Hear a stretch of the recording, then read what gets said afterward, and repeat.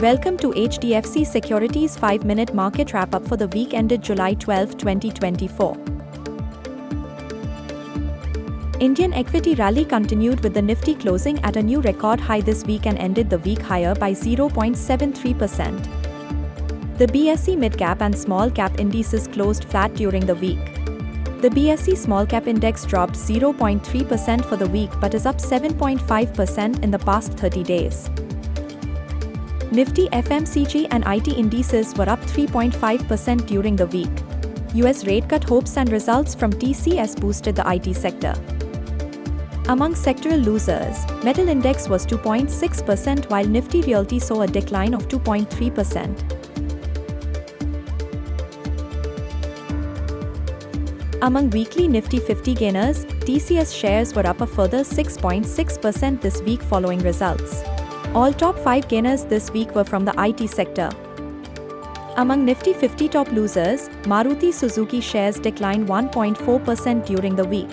Shares of Divi's Labs saw a decline of 0.9%. In select market movers, shares of RVNL rallied 50% on winning orders worth Rs 389 crore. Shares of CESC rallied 17% after the firm decided to raise effective tariff by 5.7%. Among losers, shares of M&M fell about 7% on news that the automaker has reduced prices of its key model XUV700. Shares of RBL Bank fell 8% after its June quarter update showed a sequential decline in deposits. FIIs were net buyers to the tune of Rs 3844 crores of equities in cash this week. DIIs net bought equities to the tune of Rs 5391 crore in cash this week. There were no main board IPOs this week. The SME IPO market witnessed a lot of action this week with 6 SME IPOs. Among listings, Emcure Pharma listed with gains of 31.5% while Bansal Wire listed with gains of 39%. As per AMFI Equity Mutual Fund inflows up 17% at a record high of Rs 40,608 crore in June. A SEBI expert panel would meet on 15th July to review frameworks aimed at enhancing investor protection and risk management in the derivatives segment. As per new NSE criteria, over 1,000 securities not to be accepted as collateral from 1st August, Adani Power, Suzlon, Bharat Dynamics, Yes Bank on the list. HDFC Defence Fund to halt new SIP registrations from 22nd July.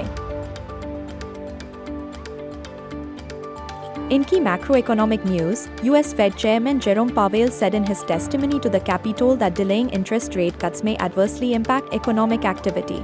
He further said that the US Fed will not wait for inflation to fall to 2% before cutting rates. US headline and core CPI numbers came in below expectations, boosting hopes for a rate cut in September. US headline inflation was at 3.0% in June compared to 3.3% in May.